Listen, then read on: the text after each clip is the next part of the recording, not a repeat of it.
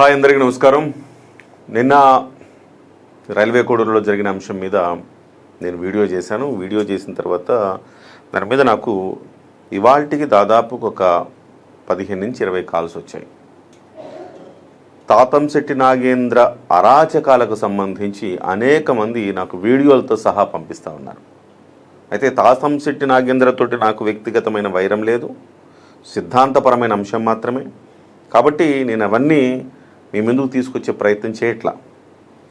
తాతంశెట్టి నాగేంద్రతో నాకున్న సిద్ధాంతపరమైన విభేదించింది ఎక్కడంటే, ఒక మహిళను నడి రోడ్డు మీద పట్టపగలు పోలీసులు ఉండగా చేయి చేసుకోవటం, అంటే కర్ర తీసుకున్నాడా, ఆ పైప్ తీసుకున్నాడా, కొట్టాడు, అవన్నీ చూస్తున్నాం. అక్కడ ఆ అమ్మాయితో పాటు ఉండే అతని మీద దాడి చేశారు, ఆ అమ్మాయి మీద దాడి చేశారు. ఈ రకమైన సంస్కృతి జనసేన పార్టీ నుంచి రావటం అనేది చాలా చాలా శోచనీయం. ఇంకొక అంశం, పవన్ కళ్యాణ్ గారిని ఎవరైనా విమర్శిస్తే కొడతాను అంటున్నాడు. అంటే ఎవరైనా, అది జర్నలిస్ట్ అయినా ఎవరైనా విమర్శిస్తే కొడతాను అంటున్నాడు. అంటే ఇదేనా జనసేన పార్టీ సిద్ధాంతం? ఇదేనా? ఈవెన్ పవన్ కళ్యాణ్ గారు కూడా తనను ఎవరైనా విమర్శిస్తే సబ్జెక్టు మీద మాత్రమే మాట్లాడండి అంతే తప్ప దాడులు, వ్యక్తిగత దూషణలు కానీ దాడులు కానీ చెయ్యవద్దు అని చెప్పేసి పవన్ కళ్యాణ్ గారు అనేక సందర్భాల్లో చెప్పున్నారు. కానీ మీరేం చేస్తూ ఉన్నారు?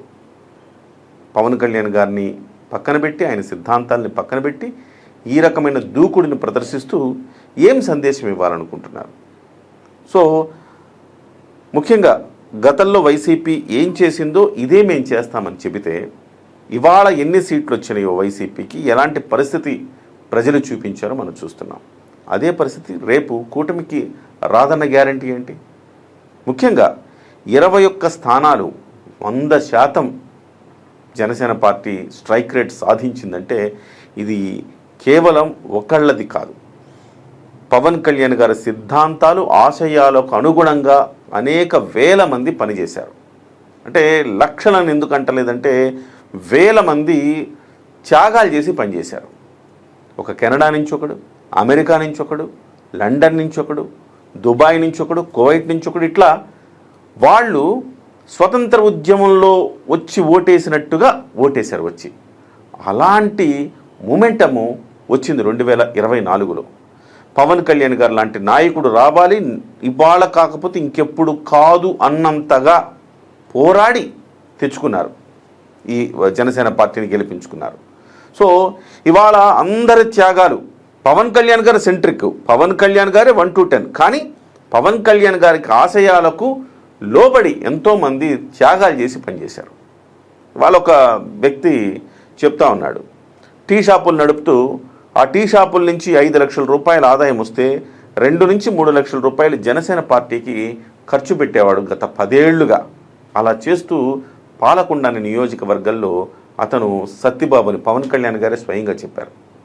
ఇలాంటి వ్యక్తులు కావాలి పార్టీకి, అంతేగాని పార్టీ పేరు చెప్పి అరాచకాలు చేసే వ్యక్తులు పార్టీకి నష్టం చేస్తారనే అంశాన్ని జనసేన పార్టీ గమనించాలి, గుర్తించాలి. దాదాపుగా 40 గంటలైన తర్వాత కూడా జనసేన పార్టీ నుంచి స్పందన లేదు. పవన్ కళ్యాణ్ గారు గతంలో ఏం చెప్పారు, ఇవాళ ఏం జరుగుతుందన్నది ట్విట్టర్లో ట్రెండ్ అవుతూ ఉంది. సో ఇది నష్టం. గతంలో ఒక ఆరోపణ వచ్చినా, ఒక చిన్న మిస్టేక్ జరిగినా వెంటనే పార్టీ నుంచి సస్పెండ్ చేసేవాళ్ళు. కొవ్వూరుకు సంబంధించి టీవీ రామారావుని ఎట్లా సస్పెండ్ చేశారు? ఎట్ ద సేమ్ టైం అంతకుముందు ఎవరో ఒకతను కోడి పందాలప్పుడు ఏదో చేశాడని అతన్ని సస్పెండ్ చేశారు. ఇట్లా చూసుకుంటూ పోతే అనేక మందిని, ఆ తర్వాత అనుశ్రీ సత్యనారాయణ, హరిహర వీరమల్లు, ఆ తర్వాత అది తప్పని తేలింది. అంటే తప్పని తేలకముందే టక్మని సస్పెన్షన్ వేట్లు వేసేవారు. ఇవాళ ఇంత అరాచకం జరిగి జనసేన పార్టీ ఎందుకు స్పందించట్లేదని అడిగేదాకా కూడా ఎందుకు జనసేన పార్టీ స్పందించట్లేదు, ఎవరు ఈ వ్యక్తిని కాపాడుతున్నారు అనేది అర్థం కాని విషయం. సరే పక్కన పెడితే చాలామంది నన్నేదో కింద, అంటే ఈ తాతంశెట్టి నాగేంద్రకు ఉండే గ్రూపు దాదాపు 2000 ఫేక్ అకౌంట్లు అతనికి ఉన్నాయి. ఈ ఫేక్ అకౌంట్ల ద్వారా నన్నేదో బదనాం చేయాలని, నన్నేదో తిట్టాలని కింద లంబూతులు తిట్టిస్తున్నారు. అరే మీరు వెళ్ళి మీ అమ్మకో మీ అక్కకో చెల్లికో మీ భార్యకో చూపించుకోండి, ఇలా తిట్టాను అని మీ వీరత్వం చూపించుకోండి. సిగ్గు శరం లేదా అని అడుగుతారు. నేనేమి మిమ్మల్ని అలా మాట్లాడలేదు కదా, తిట్టలేదు కదా. వ్యక్తిగతమైన దూషణకి నేను ఎప్పుడు వెళ్ళను. సిద్ధాంతపరంగానే ఉంటాను తప్ప వ్యక్తిగతమైన దూషణకి వెళ్ళేవాడిని కాదు. ఇవాళ జనసేన పార్టీ అనేక మంది, పవన్ కళ్యాణ్ గారితో సహా అనేక మంది కష్టం బుగ్గిపాలయ్యే పరిస్థితికి కొంతమంది తెస్తూ ఉన్నారు. వాళ్ళ మీద మాత్రమే నేను మాట్లాడతా. గతంలో కూడా మాట్లాడాను. రెక్కల కష్టాన్ని బుగ్గిపాలు చేయకండి అని గతంలో కూడా కొంతమంది గురించి చెప్పా. డెఫినెట్గా ఇవాళ కూడా నేను దానికే స్టిక్ ఆన్ అయి ఉంటా. పవన్ కళ్యాణ్ గారు లాంటి నాయకుడు రావాలి, పవన్ కళ్యాణ్ గారు లాంటి సిద్ధాంతాలు ఉండాలి, ఈ సమాజం బాగుపడాలంటే పవన్ కళ్యాణ్ గారు రావాలి అని నినదించి 25 ఏళ్ల జర్నలిజంలో నేను ఒక పక్షం తీసుకున్నవాడిని. సో దానికే సిద్ధపడతా. పవన్ కళ్యాణ్ గారు ఏమన్నారు? తప్పు చేస్తే నన్నైనా నిలదీయండి అన్నారు. సో అంతటి సిద్ధాంత భావజాల బలం కలిగిన ఒక పవన్ కళ్యాణ్ గారి పార్టీలో పనిచేస్తూ ఇవాళ చట్టాన్ని చేతుల్లోకి తీసుకొని ఈ రకమైన అరాచకాన్ని సృష్టిస్తే ప్రజలు ఏమనుకుంటారనేది ఒక్కసారి ఆలోచించండి. సో అమ్మాయి ఎలాంటిది, ఏదో కామెంట్లు పెడుతున్నారు, ఆ అమ్మాయి ఇలాంటిది అలాంటిది ఎలాంటిదైతే ఏంటయా? ఆ అమ్మాయి ఒక వ్యక్తి, ఒకళ్ళ మీద పవన్ కళ్యాణ్ గారిని మాట్లాడిందని చెప్పేసి కావాలని పవన్ కళ్యాణ్ గారిని అన్నదని చెప్పేసి చెప్తున్నారు. దయచేసి పోలీసులు సీసీ కెమెరాలు తీయాలి. సీసీ కెమెరాలు తీసి అసలు అక్కడ సంభాషణ జరిగిందా లేదా అనేది నిర్ధారించాలి. అక్కడ సంభాషణ జరగలేదు, అసలుకి రావడం కర్ర తీసుకుని కొట్టారు వాళ్ళని. సో ఆ రకమైన పరిస్థితి దేనికి దరిస్తుంది? అసలు అందరూ మర్చిపోయారు ఆ విషయాన్ని. అరవ శ్రీధర్ అనే వ్యక్తికి సంబంధించిన అంశాన్ని అందరూ మర్చిపోయారు. అతను కూడా జనజీవన స్రవంతిలో కలిశాడు, పార్టీ కార్యక్రమాలు పాల్గొంటా ఉన్నాడు. సో ఆల్మోస్ట్ ఇది సమాధి చేయబడ్డద అంశం అనుకునే స్థితిలో దాన్ని మళ్ళీ లేపారు. మళ్ళీ ఎందుకు లేపారు? ఈ రకమైన దాడి జరగటం వల్ల. ఇవాళ ఆ అమ్మాయిని తప్పుపట్టే పరిస్థితి నుంచి ఆ అమ్మాయి మీద దాడి చేయడంతో ఇతన్ని తప్పుపట్టే పరిస్థితికి వచ్చింది. ఇది పార్టీ కూడా దీని మీద ఆలోచించాలి ఖచ్చితంగా. డెఫినెట్గా గంగి గోపాలు గరిటెడైనను చాలు కడివడైననేమి కర్మపాలు అన్నట్టుగా మంచి నిఖార్సైన నాయకులు 10 మంది ఉన్నా చాలు. ఇలాగ చిల్లర బ్యాచ్ని పక్కన పెట్టుకొని పార్టీ పరువు తీసుకోవటం కంటే నిఖార్సైన నాయకుల కోసం పార్టీ పనిచేయాల్సిన అవసరం ఉన్నది. సో అనేక మంది పార్టీ కోసం పనిచేయడానికి సిద్ధంగా ఉన్నారు. పక్క పార్టీల నుంచి కూడా నిజాయితీ పరులు అనేక మంది రావడానికి సిద్ధంగా ఉన్నారు. గేట్లు తీస్తే వచ్చేస్తారంతా. అలాంటి స్థితిలో ఇవాళ ఈ రకమైన పరిణామాలు జరగడం జనసేన పార్టీకి ఒక రకంగా చూస్తే ఇబ్బందికరమని చెప్పాలి. చాలామందితో ఈ ఫేక్ అకౌంట్లతో నా మీద కావాలని నెగిటివ్ ప్రచారం, తాతంశెట్టి వీరుడు సూర్యుడు, ఆయన అద్భుతం అమోఘం అనేదో పెట్టిస్తున్నారు, నన్నేదో తిడుతున్నారు, నేనేదో వైఎస్ఆర్సీపీ పార్టీకి అమ్ముడుపోయినట్టు, లేకపోతే తెలుగుదేశం పార్టీకి అమ్ముడుపోయినట్టు. వైఎస్ఆర్సీపీ వాళ్ళే కింద కామెంట్లు పెట్టారు, మధ్యలో వైఎస్ఆర్సీపీని ఎందుకు తీసుకొస్తున్నామని. నా భావజాలం మారలా. పవన్ కళ్యాణ్ గారు ఏదైతే చెప్పారో అదే సిద్ధాంతాలకు అనుగుణంగా, అదే భావజాలం ఈ సమాజానికి అవసరమని గుర్తించి మాట్లాడుతున్నవాడిని.